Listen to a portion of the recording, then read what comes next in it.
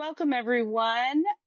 We are excited to welcome you to today's um, session with Campus Compact, and we are very excited to have our friends from Washington University in St. Louis who are going to be sharing their program called The Longest Table with us. And we had a lot of excitement over this program and this session. And so I want to not take up too much time here welcoming everybody in.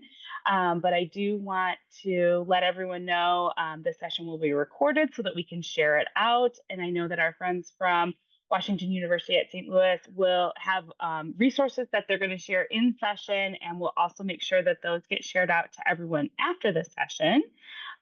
If you have any technical difficulties or technical questions during the session, you can go ahead and message me in the chat. I am Laura Weaver with Campus Compact, and I am the Special Projects Manager, and I'm very excited to be here with you all today.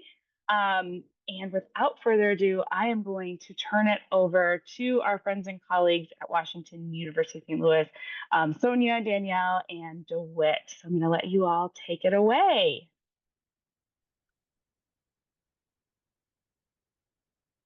Thank you, Laura. Hi, everyone. Thank you so much for joining us today to learn about The Longest Table, a civic dialogue event that we have run on WashU's campus for the last few years. Before we get started, our team will briefly introduce ourselves, and we invite you to share in the chat your name, pronouns, institution, and any questions you may have about The Longest Table. My name is Sonia Sequeira. I use she, her pronouns, and I'm the Director of Programs and Operations at the Gephardt Institute, and I'm filling in for Alana Glickman, who is out sick today. A large part of our work at the Institute is our Engaged Democracy initiative, which seeks to ensure that every WashU student has the skills and knowledge they need to graduate with lifelong engaged citizenship. And The Longest Table is one of the flagship events under this umbrella. I'm joined today by two of my colleagues, DeWitt Campbell and Danielle Ellis, who played key roles on the Longest Table project team and will share more about their areas of work later in their presentation. And if you can go to the next slide, DeWitt. And go ahead and advance one more. Thank you. And so here's our plan for the next hour. I'll briefly share some background information about our context and how the Longest Table got started on our campus, and some of the key components of the program and feedback that we've received. Then DeWitt and Danielle will dive in more deeply into two focus areas, facilitation and operations. And then after, we'll return to the overview of the key components to help you start brainstorming what elements might work well on your campus and which you might want to adjust. And then we're aiming to leave about 15 minutes for questions at the end. Next slide.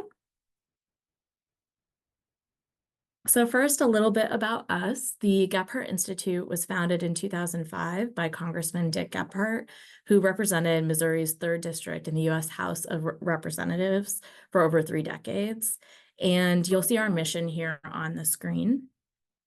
He envisioned the Institute as a nonpartisan action tank of really equipping students to be the next generation of citizens and civic leaders to engage in the progress and vitality of their students and take action on what they are passionate about. And so we do this by starting in St. Louis to equip students with the knowledge and skills they need to commit to lifelong civic engagement, starting with their time at the university and extending to wherever they go after they graduate into the nation and world after that. Next slide, please. And in terms of our context, WashU is a highly selective institution nestled in St. Louis. And in the context of higher education, WashU, like many of our peers, continues to grapple with both our selective nature and the resources that we have across the landscape in St. Louis. And kind of in the context of St. Louis, WashU has been criticized often for its relationship to the city and the ways that it's contributed, and is striving to commit more deeply to St. Louis. And the university has a new strategic plan in particular, which emphasizes its responsibility to the St. Louis region, as well as the importance of civic education. And at the Gephardt Institute, we offer programming to support student engagement in St. Louis, as well as their civic learning. And the Longest Table is part of a suite of offerings contributing to civic education and engaging across difference on campus. And so our goal in providing this context before we dive into our presentation is for a couple of reasons. First, given our institutional type, we have a lot of resources to do this work and understand that it may be needed to be adjusted for other institutes. Also, our local context is really important and informs our work across the civic landscape. And we're really in an active process of learning and growing in this work and excited to share with you today. Next slide.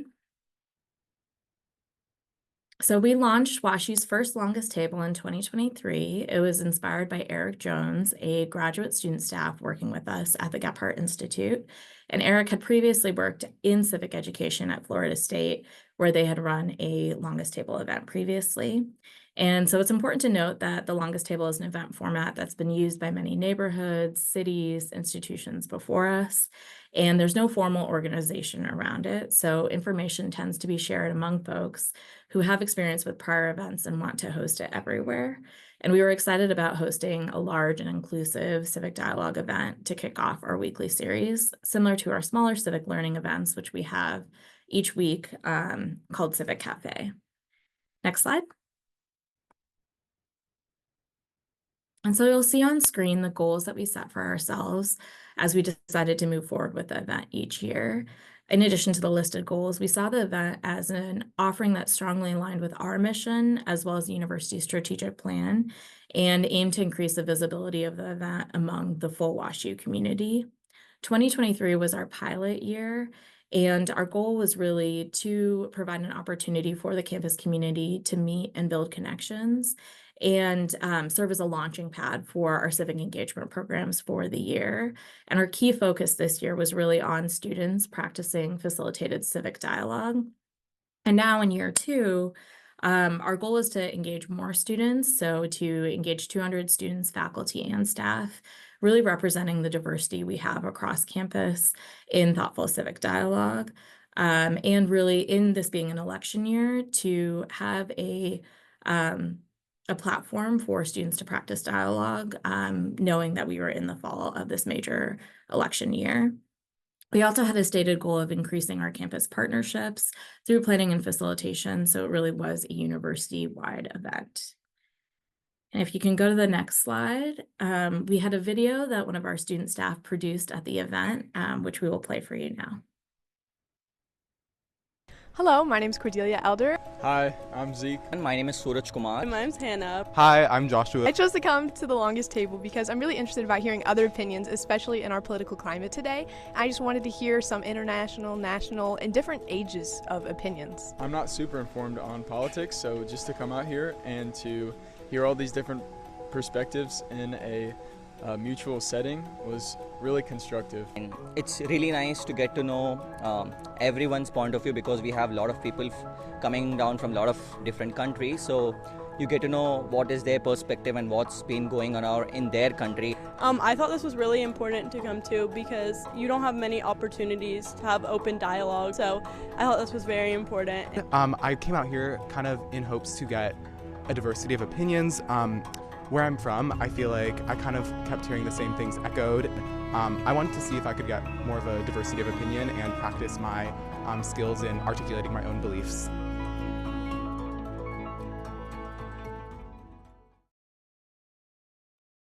Hello, my name's We can go to the next slide. And so on every seat setting at the event, we had placemats and a discussion guide. And our theme for the event was finding connection through divided times.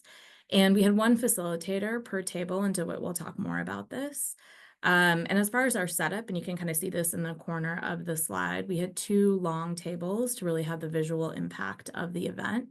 And a buffet set up from a local restaurant, really accommodating many different diets and also reflecting our commitment to small businesses in the St. Louis area.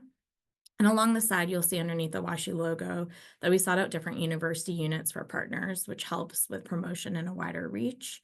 And then really coming back to people connecting at the event, the publicity and outreach and partnerships were really important for this, and that we did a lot of targeted outreach during orientation and the first week of class. And I see that we had a question that came up in the chat on kind of formal engagement of the event and the structure of it.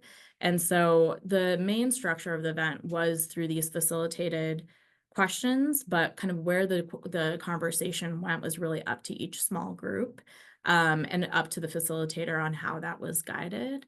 And we also, it's in it being a pretty open event for people to kind of come to. Some people popped in and out of the event. And so, yes, organic conversation was really encouraged, and particularly knowing that we have a really kind of wide array of who comes to this event, of first-year students all the way up to graduate PhD students, sometimes from different countries, different areas of the US, all at one table. That emphasis kind of on organic conversation is within that, whereas this discussion guide and prompt kind of keeps it within the scope of the longest table. And so we can go to the next slide. And so here you will see some of the survey feedback. So we had paper surveys at all of the tables, and folks were encouraged to take this. This is also so that we can get a sense of how this is landing with people and what they want their next actions to be, to kind of stay with their engagement. And so we had pretty strong agreement across the goals of the events. And something that we highlight here too is the kind of gaining an experience of views and experiences different than their own is the lowest here. And so that's something that in the future we'd like to improve on, of how are we really bringing together people who do have different opinions, and what does that look like to really cultivate that. Next slide, please. And so we also collected qualitative feedback on the event of takeaways. And something that we had seen as a theme here is that students in particular were looking for more opportunities to have conversations like this, but that they weren't always available to them, and that they really valued it as a way to connect with others. And then we are also interested in how each of our events, and this event in particular, can set students up for their next step in taking action.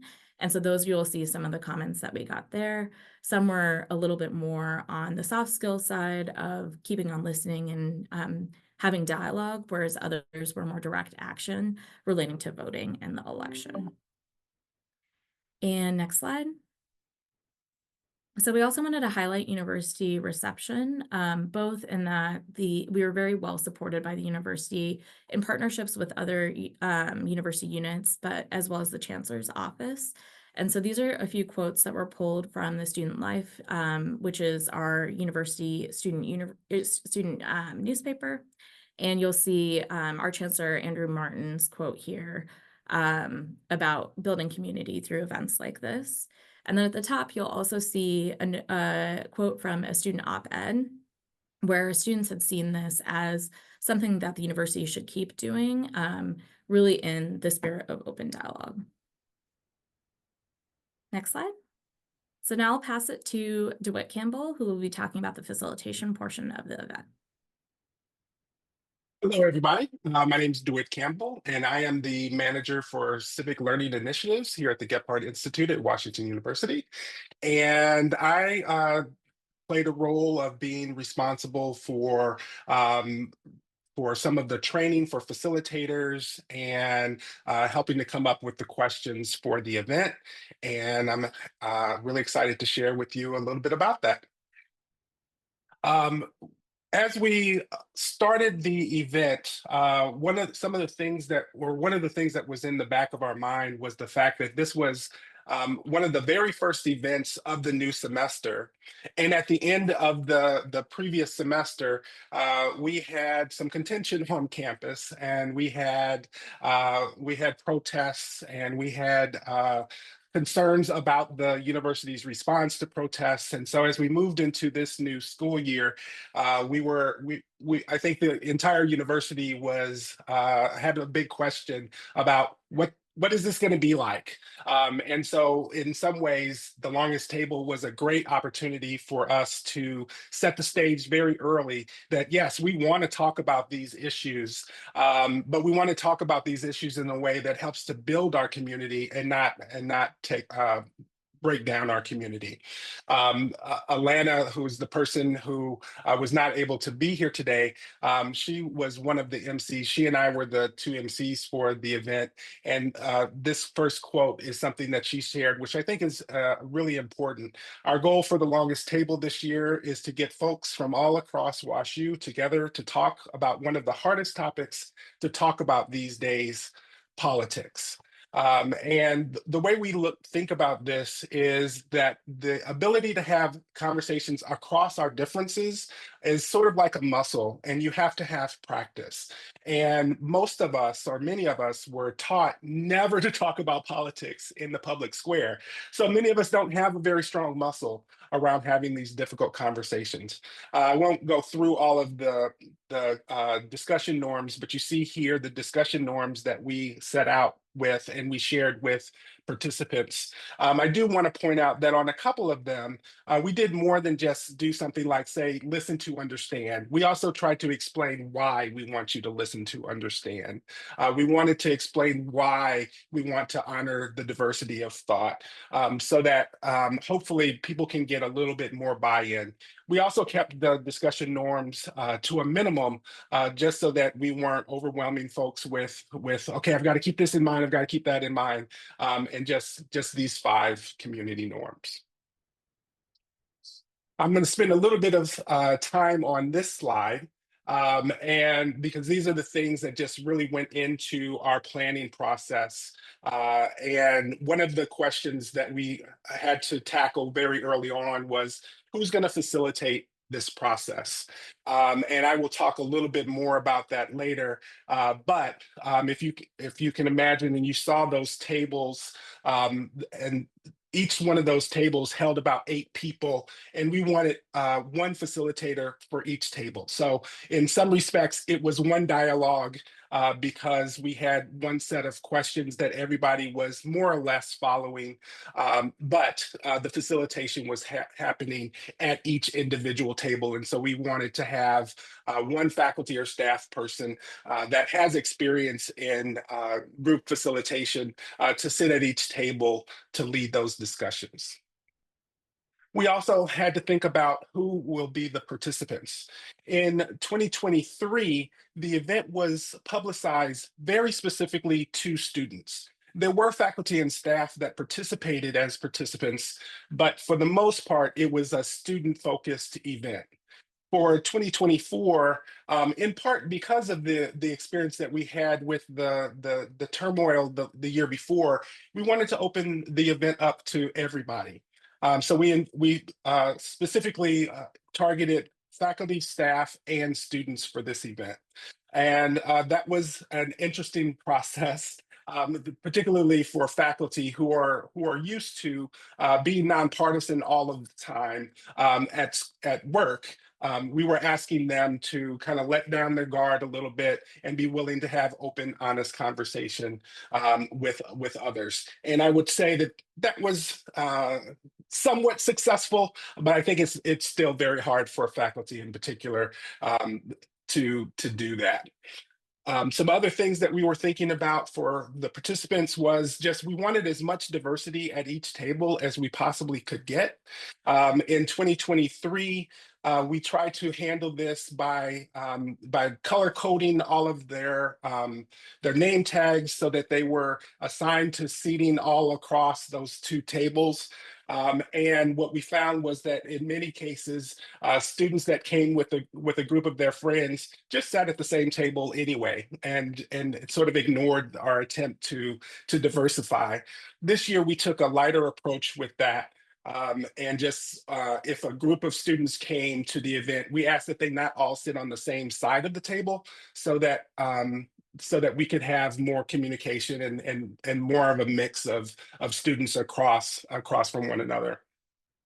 And that also had sort of mixed results. I think we will look at probably trying another tactic to have diversity at the tables for next year. And when I say diversity, I'm thinking of friend groups, I'm thinking of a diversity of faculty, staff, and students, thinking about the social identities, citizens, non-citizens, all of the different ways that we can have diversity. We also had to make sure, as we mentioned, that we were opening this up for citizens and non-citizens. We wanted the questions to be available, to be wide enough to accommodate citizens and non-citizens. So some of the questions focus specifically on items that were going to be in the upcoming election, but facilitators were told to make room for international students or international faculty and staff as well, to talk about how this connects with their home country.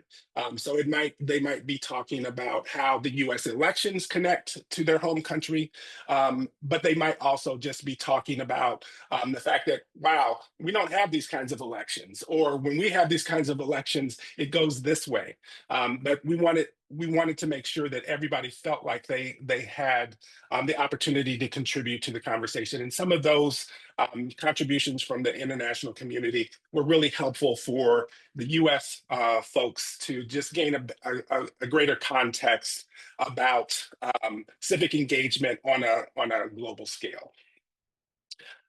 We also wanted to figure out how are we going to make sure that each student or each participant has a reminder about the community norms, and also how are we going to resource students with information for moving forward. And so I remember the planning meeting when somebody said, hey, why don't we use a table mat or a placemat, which really fits with our theme.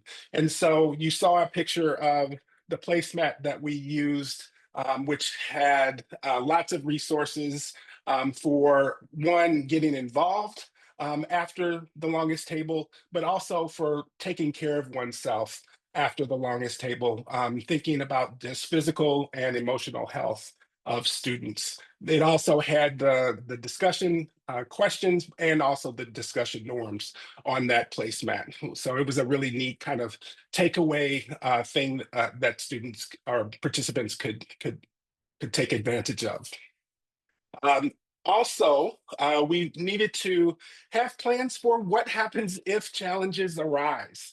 And so a few things that were in place to address this were, one, all of the Gephardt Institute staff have branded green polo shirts. And so we were all wearing our polo shirts, and several of us were just roaming around the tables, so that if a facilitator needed assistance, they could call upon one of us. And our plan was that if there was a challenge at a table with a particular participant in some way, then the Gephardt staff would take care of that challenge so that the facilitator could keep moving forward with the rest of the table.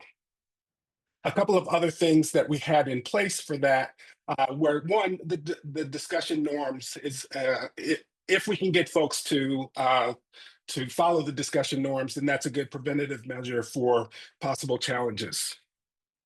We also, within our run of show, and it was mentioned earlier that we will be sharing a box folder with lots of the materials that we use for the longest table. And in there, you will see our run of show.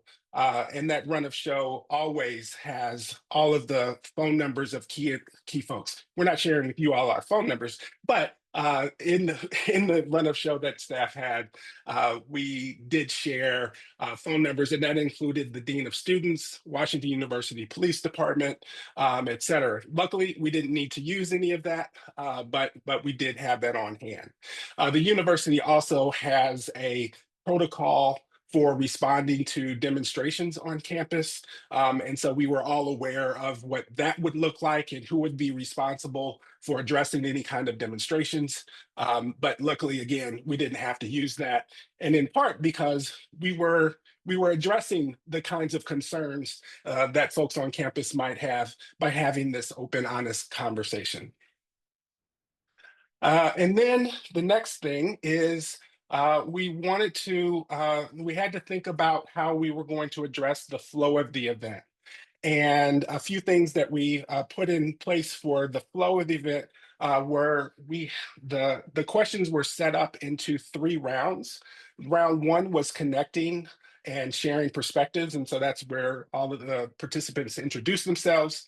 Round 2 was getting into the issues related to the election, and round 3 was pivoting towards action and also personal responsibility for each individual participant, kind of pointing out to folks that what our climate will be is up to us as individuals. We contribute and we can make it a place where we work together, or we can have it as a place where we're fighting against one another. And so we really wanted them to explore that as an idea. The facilitators had a primary set of questions, but depending upon who shows up at their table, we weren't sure if we would have talkative a group of folks at each table. And so facilitators were also equipped with secondary questions to probe a little bit deeper if that was necessary. And then after each round, there was also a bonus set of questions so that if a particular group got through all of their questions pretty quickly, there were other questions that they could talk about. And this was just sort of a guideline for facilitators. If the conversation went in a different direction, the facilitators had the authority to go with that, and let the conversation kind of unflow more naturally based upon the participants at that given table. And one of the last year in 2023, when we did these 3 rounds, we really asked folks to actually change to the next round of questions at the end of the 20 minutes. This year, based upon feedback, we loosened that up, and so we played a chime at the end of 20 minutes, so that the facilitators would know where they were in the process, and they could switch to the next set of questions right away, or they could finish up with what they were talking about if it made more sense for them to keep going with their current topic. And feedback was that worked better than what we did the year before. So the feedback from participants is really helpful. All right, moving on to the next piece. The event could not have happened without our campus partnerships. And you see some of the organizations that we partnered with to make this happen. And that was helpful, for having participants, but also for recruiting participants, but also for our facilitation. And many of our facilitators came from these organizations, but we did have facilitators from even a wider range than just this group of folks. Building upon those partnerships, we did make a targeted call for faculty and staff facilitators from across the university that had, and we really wanted folks that had some experience with facilitation already, and we got that. Next year, we are contemplating also adding student facilitators, and if you look in the Dialogue Across Difference group from Campus Partners, does provide training for students on facilitating and having difficult conversations. And so that may be an area that we look at for the future. There are some logistical challenges to doing that of engaging students at the beginning of the year when they would need to practice and go through training and all of that. But it's something that we're looking into. We also then had in-person training and in-person and online training opportunities for the facilitators. Not every facilitator took us up on this, which was fine because we knew that they were trained folks, but many did. And that was a great opportunity for us to connect, to share the community norms that they would be using, to talk to them about the logistics of the event. That helps to just coalesce the facilitation to make sure that we're sort of all on the same page. And then as a follow-up, after the event, we held 3 debrief sessions. And this is one to kind of wrap up the 1 year, but also to get us started on the new year. And we certainly will be asking the exact same facilitators that we used this past year to come back for next year. And hopefully by hearing their perspectives on how it went, and then them being able to see some of the changes that we make for next year based upon their feedback, we think that that will be helpful for the process of moving forward. And now I will turn it over to Danielle, who will talk about some of the operations considerations. Hello, everyone. My name is Danielle Ellis, and I'm the operations manager at the Gephardt Institute. And my focus in planning and executing this event was really grounded in the logistical considerations. Where will this event be located? What do we want it to look like? What materials will we need? Who are we working with to make these plans a reality? And of course, how are all those elements going to actually come together on the day of the longest table? Next slide, please. So today I want to touch on 5 major operational considerations when planning a longest table event. Those considerations are the scale of your event, location selection, event layout, vendor and campus partner coordination, and your RSVP policy. Next slide. So scale of the event. One of our earliest considerations in planning the longest table is how many attendees we plan to accommodate, because this decision influences all of your subsequent planning. As you're making this determination for yourself, budget may or may not be a limiting factor. What resources are available to you and what size event do they make possible? Flexibility of budget will also influence whether you're able to respond to and scale to accommodate a high interest level in your event. The next considerations are the size of your institution's student population and attendance trends in previous programming. What has enthusiasm looked like for civic engagement focused events on your campus? Do you have a pool of students who are regulars at your events who you can count on to show up? And how many students do you think will be drawn to this kind of programming, even if they're not already familiar with your work? Next up is the capacity of available venues. All of us work in very different settings. Some campuses might have a wide array of reservable spaces, and some might be more limited. You can put on a successful longest table in a wide variety of spaces and at a wide variety of sizes. 2 other considerations that are going to heavily influence your event scale are the availability of facilitators and your team's capacity. You'll want to think about what ratio of facilitators to attendees are you able to provide to support meaningful dialogue, and what size event can your staff and hopefully some volunteers support, from the actual heavy lifting to having adequate personnel to fulfill various event roles. How many people will be on hand to make this thing a reality? Next slide. So moving more deeply into location selection specifically, there's quite a few considerations in order to determine what space will serve you best. A big question is whether your event should take place indoors or outdoors. For our team, in the 2 years we've put on the longest table, we've chosen to hold the event outdoors. This is inherently a roll of the dice, and depending on your campus setting, the time of year, and the risk tolerance of your team, outdoors may or may not be the route for you. Wind, rain, extreme heat can all throw a wrench in your carefully laid plans. Speaking from experience, at our longest table this past September, our team and all of our event attendees were setting up and executing the event in 90-degree temperatures, and things got a bit sweaty. You wouldn't know it from the beautiful photos we were able to capture, but it was toasty out there. We had also reserved an indoor space as a backup in case of inclement weather. It wouldn't have been ideal to go to that indoor space, but we did have that plan B in our pocket in case we needed it.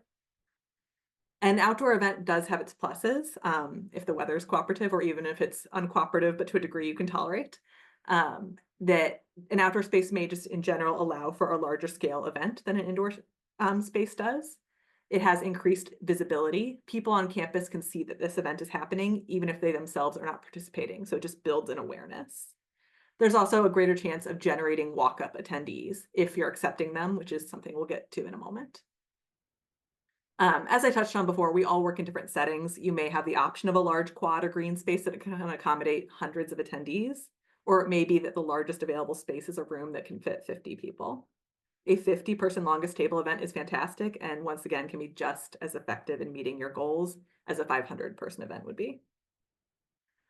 And in selecting our location, our team has also found that it's helpful to think about what locations receive high foot traffic, because you want to go where the people are. You want that visibility, and you don't want to be secluded in a room where only people who've received invitations can find you. The last location consideration I want to touch on, it's not a glamorous one, but it is important and will deeply affect your team on the day of the event, is that most college campuses don't allow vehicle access through the interior paths and roads on campus. How are your tables, your chairs, and mountains of other supplies making it to the venue? Are you requesting that access so you and your vendors can drive right up to the event site? Are you bringing everything over in a fleet of wagons? Just these are the nuts and bolts that you'll need to spend time on in your planning. Next slide. All right, so here is a map of our event layout from our most recent longest table in September. What I wanted to say first is there's no one right way in terms of determining your event layout. As you can see from our map, our team opted for 2 very long rows of tables, and we did have like a really, visually impactful setting in this outdoor quad area. But any configuration that serves your event goals works. It may be that the best longest table for you is actually a bunch of small tables scattered throughout a room. It may be that you're not even serving a meal at your longest table event. You need to do what works best for you in your context. I did want to point out a couple features from our layout that served us well this year. As you can see on the left side of the map, we had 2 check-in tables that are represented by the burgundy rectangles. Having those 2 check-ins allowed us to A, capture folks walking into the quad area from multiple entrances, and B, reduce lines at check-in. Similarly, we were also able to run 2 buffet lines indicated by the green rectangles on the left side.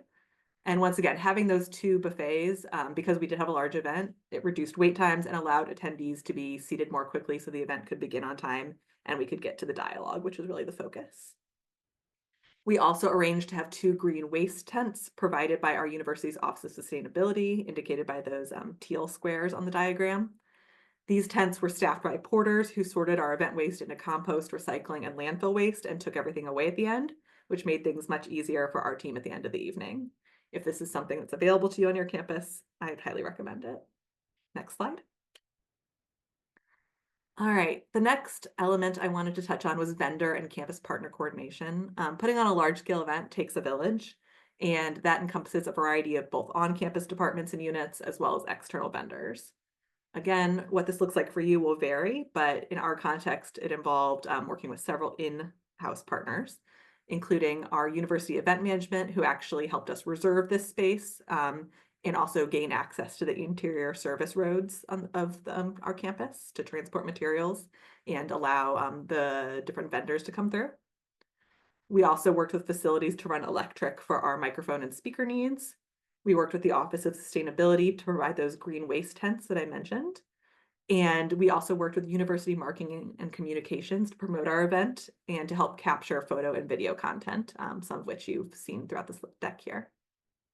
In terms of external vendors, we worked with a rental company to bring in a large number of tables and chairs. And our caterer, which was a local Mediterranean restaurant called The Vine, as we said before, they were fantastic in terms of having menu offerings that could accommodate a wide array of dietary needs. And they were also extremely flexible in terms of adjusting our order quantities up to 24 hours ahead of our event, which is helpful just in being able to match your order to your most current predictions of where your numbers will end up. So just that flexibility was amazing. Next slide. The final operational piece I wanted to touch on was RSVP policy for your longest table. Both years that we've put on this event, we've collected RSVPs in advance, which is key for our planning purposes. However, we do not require an advance RSVP for participants, and we do accept many walk-up attendees. We choose to accept walk-ups because it allows broader participation, encourages folks that we might not otherwise connect with to join the event, and it also just creates a greater spirit of inclusivity. There are some challenges associated with allowing walk-ups, these being that folks who join the event after it's begun may miss the initial guidance on the purpose and goals of the event. They may also miss the overview of the discussion norms and not have the same shared understanding about the dialogue objectives and parameters. It can also just be difficult or awkward for folks joining the dialogue midstream to hop into the conversation in a way that's not disruptive. Additionally, we sometimes on a college campus have walk-ups who check in, fill up a plate of food, and leave without participating in dialogue, which is not ideal. Something we've thought a lot about but have not perfected is creating an on-ramp for folks joining late. One of the things we've done is break our dialogue up into those 3 rounds so there are more natural openings for new folks to join the discussion. We've also tried sending late arrivals to their own table in the hopes that they kind of all start on the same page together, even if they're late to the event in general. Once again, this is an area we're continuing to refine. As we put on the event each year, we learn more and we are able to kind of build on past experience. Thank you.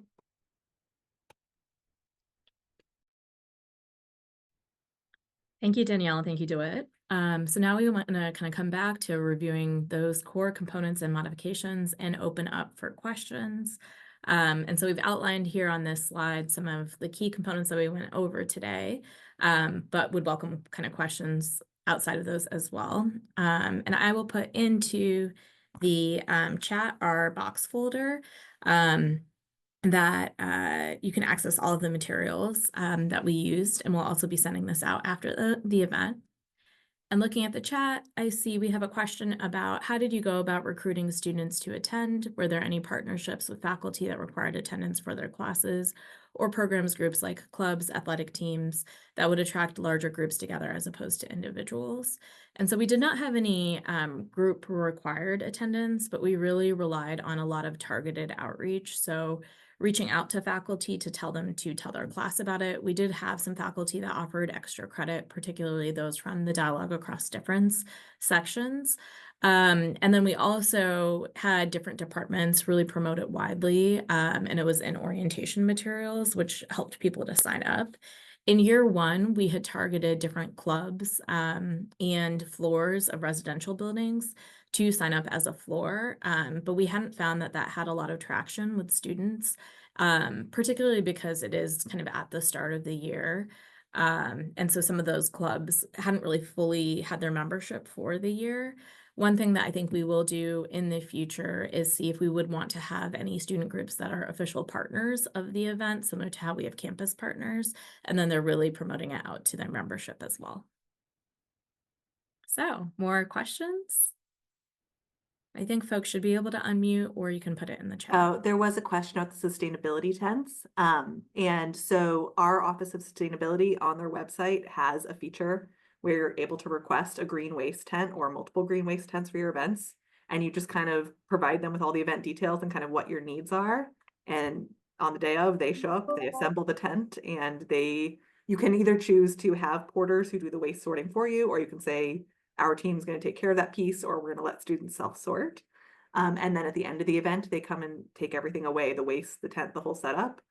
So once again, we're very fortunate that that's something that's available to us, but that's kind of what that looks like.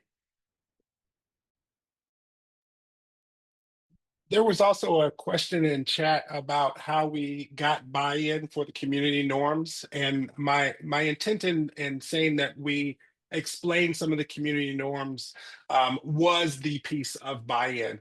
Sometimes I experience being told to do something and I'm less inclined to follow that. But when I am given the reason why I'm being asked to do something, that helps me with buy-in. And that's what we meant by getting more buy-in, just by saying why we wanted them to respect the diversity. We wanted them to respect the diversity because our decisions in the end will be better because we have considered multiple perspectives as opposed to just hearing those folks that think just like us.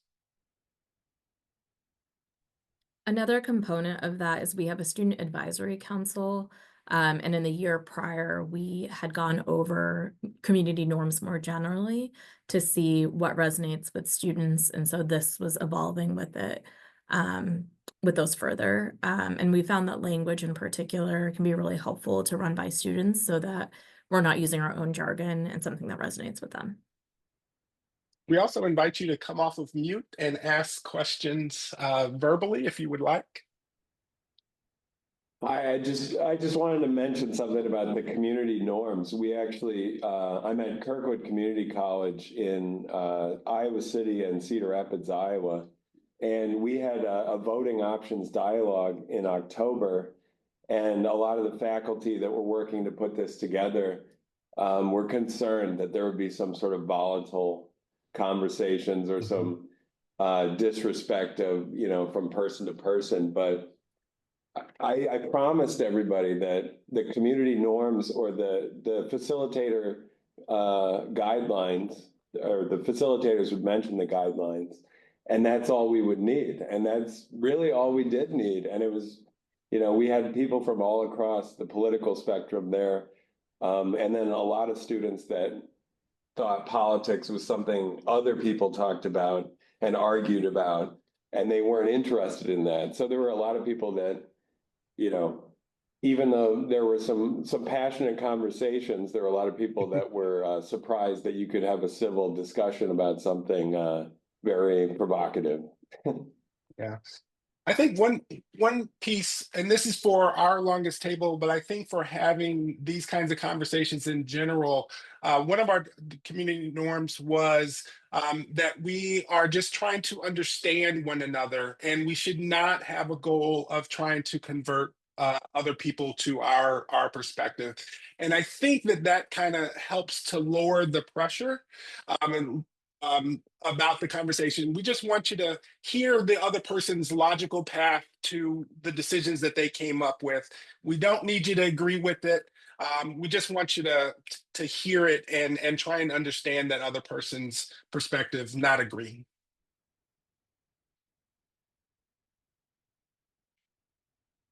John? Hi, thank you. I'm going to ask what I imagine might be an obvious question, or the answer would be an obvious answer to my question. What is the significance of the title, The Longest Table? Thank you.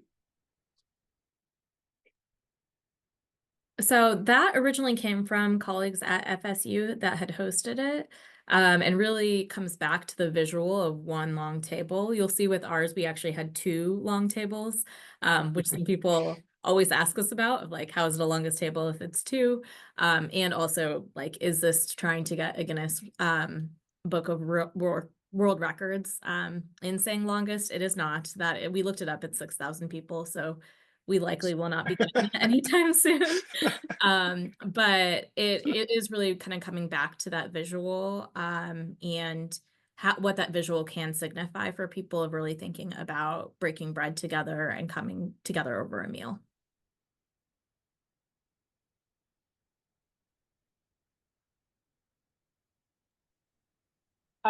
John, I was sharing with Sonia, Danielle, and DeWitt as we were preparing just before the webinar that I'm located in Indiana, and Ball State University does a similar program in conjunction with the city of Muncie, and it's actually hosted by the city of Muncie, and they do a similar program, but it's on a bridge in Muncie, and they use the metaphor of like bridging versus the longest table. And so it's just, however, I love these ideas of however your community or in your university can really bring people together around these different aspects, whether it's the longest table or bridging differences or, bringing together, but this whole concept of having people to come together over a meal.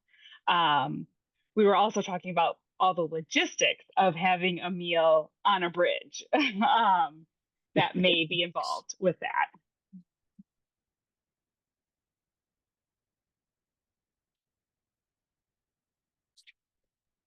Okay, well, if there are no other questions, we'll hand it back to Laura, and we'll also put our contact information in the chat. Feel free to email any of us. We're always happy to brainstorm further.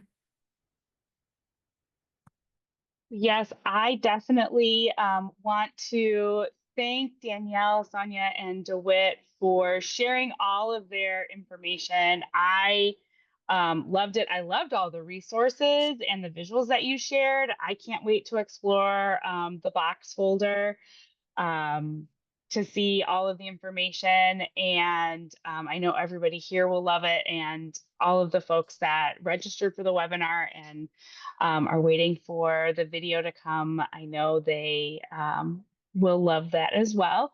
I see that you all shared your emails and just wait, you'll probably get a lot of people contacting you. Um, Thank you all for joining us on this Friday. And we look forward to seeing many of you, hopefully, with our next Campus Compact event. We did just announce a new series on youth gun violence. So if you didn't see that, please check out our website. That series is going to be a 6-part series that starts pretty soon and is open to everyone. So be sure to register for that. And we are always announcing new things. So be sure to sign up for our listserv. Enjoy your weekend, and we look forward to seeing you next time.